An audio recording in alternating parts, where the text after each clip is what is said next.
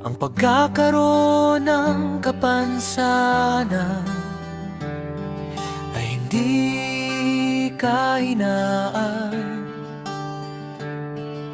Ito ay patunay ng lakas na hindi nakikita ng lahat. Maaring iba ang takbo ng ating paglalakbay, ngunit hindi ibig sabihin nito na mas mababa ang ating halaga sa mga taong mapangmalit. Tandaan natin ang tunay na sukatan ng tao ay hindi na sa pisikal na kakayahan, kundi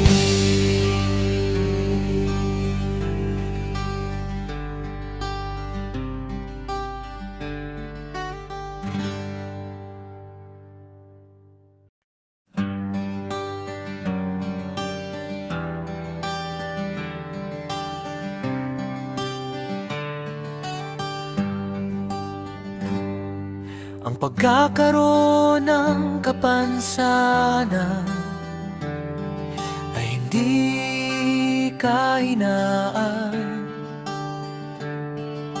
Ito ay patunay ng lakas na hindi nakikita ng lahat. Maaring iba ang takbo ng ating paglalakbay, ngunit hindi ibig sabihin nito na mas mababa ang ating halaga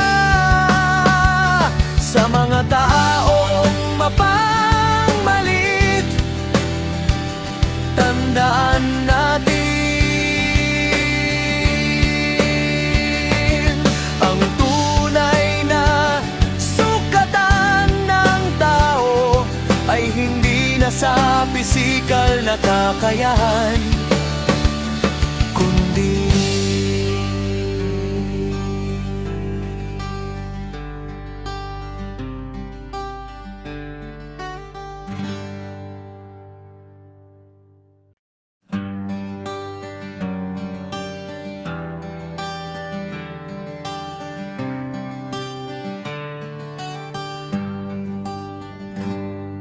ang pagkakaroon ng kapansanan ay hindi kahinaan.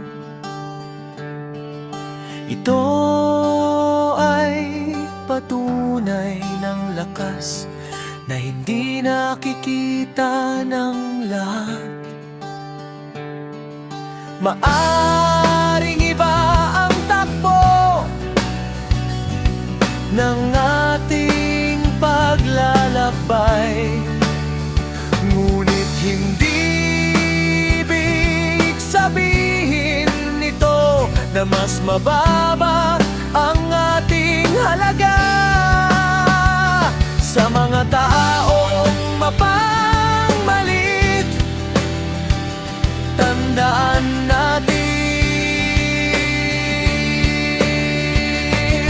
ang tunay na sukatan ng tao ay hindi na sa pisikal na kakayahan, kundi